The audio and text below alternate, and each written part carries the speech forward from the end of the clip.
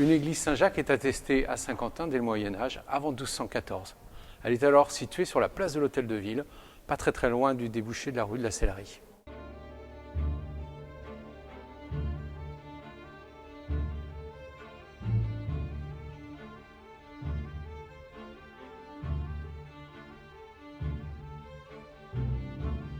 Cette église a été détruite en 1557 lors du siège. Très rapidement, les paroissiens souhaitent la reconstruction de leur église et en 1562, ici, à l'emplacement du cimetière de la paroisse, on édifie une nouvelle église.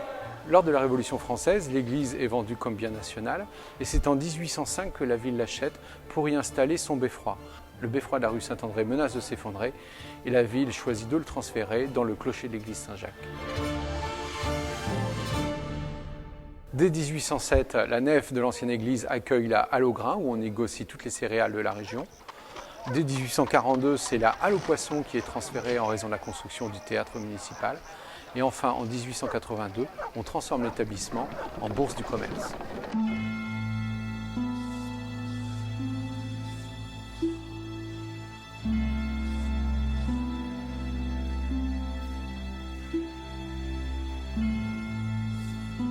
Durant la Première Guerre mondiale, le clocher de l'ancienne église Saint-Jacques est la cible de l'artillerie alliée.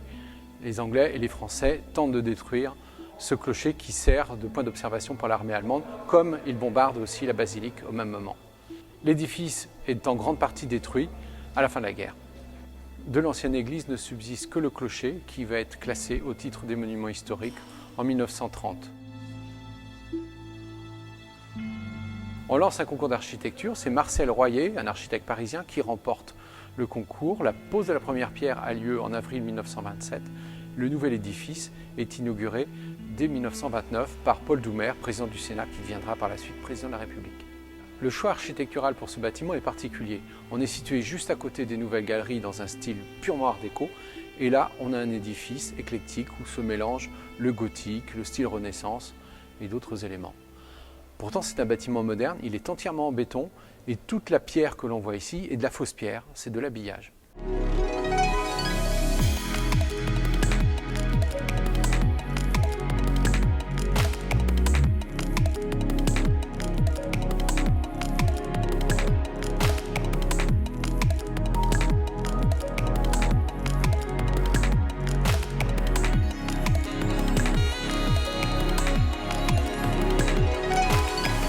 Dès l'inauguration s'installent les nouveaux services de la Chambre de commerce et d'industrie qui quittent alors la rue du Gouvernement où elle était installée avant-guerre.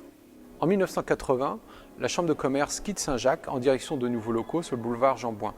La ville de Saint-Quentin va y installer successivement différents services, l'office de tourisme, puis la direction de la culture de la ville.